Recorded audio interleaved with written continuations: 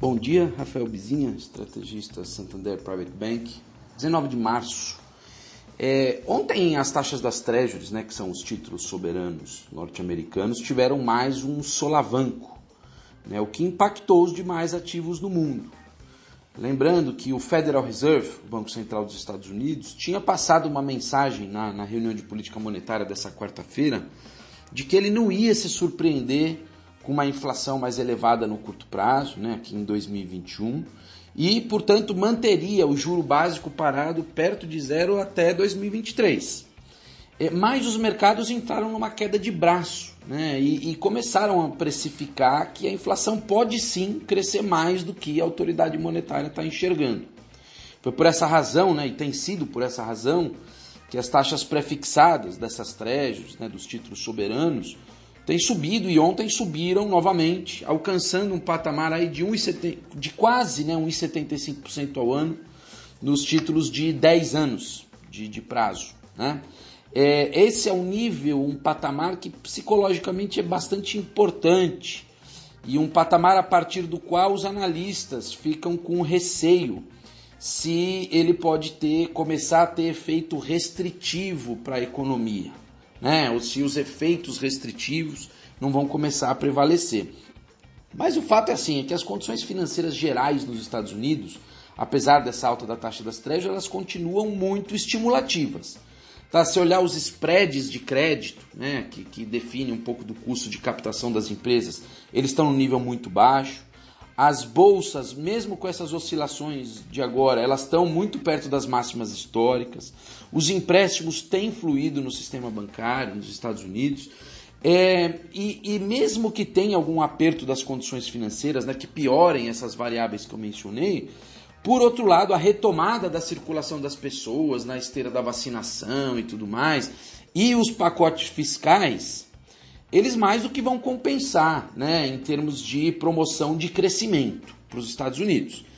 E é por essa razão que o Fed, o Federal Reserve, até agora não sinalizou que vai interferir diretamente nos títulos públicos, aumentando as compras desses títulos para baixar na marra as taxas prefixadas.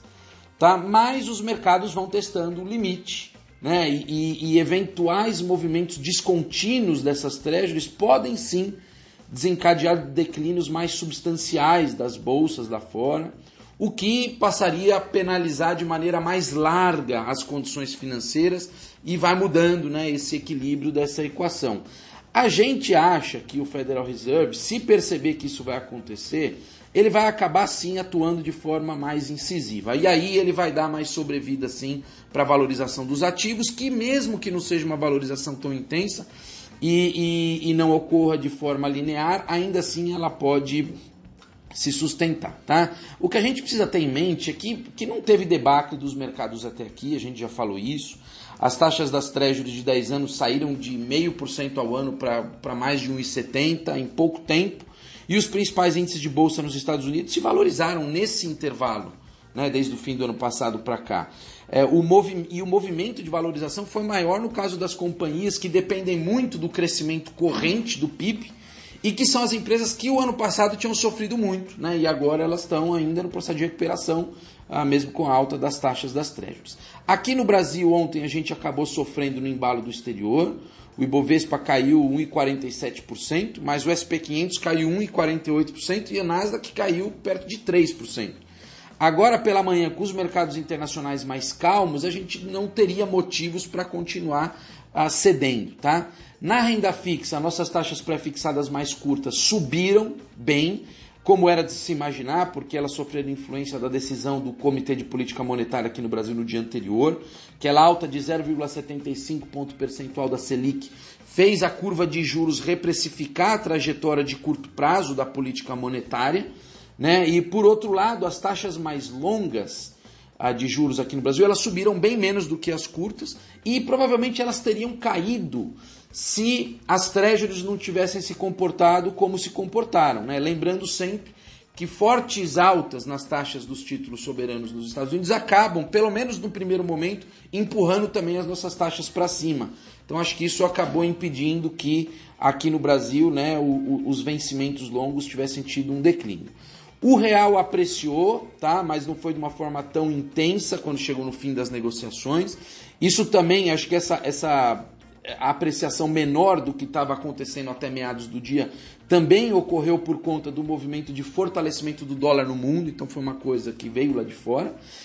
Então o fato é que a gente ainda precisa esperar um pouco mais para os mercados absorverem as novidades domésticas, né, no âmbito de política monetária e tudo mais, e que assim os mercados possam espelhar isso nos preços dos ativos com o passar do tempo, tá? A gente acredita que a taxa de câmbio tem ambiente para apreciar nas próximas semanas.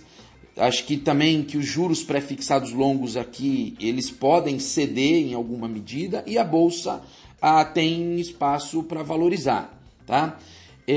A gente sabe que o momento doméstico ele está especialmente crítico em função da pandemia, né? Mas isso é sabido.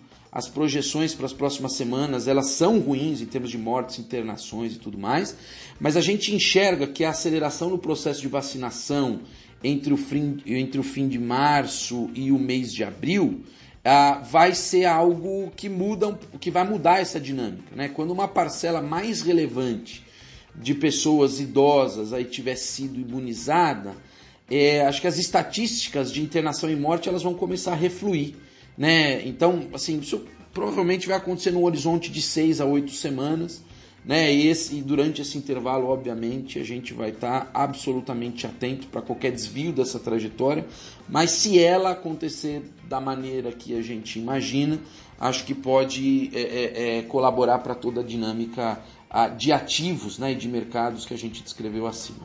Eu fico por aqui, bom dia a todos.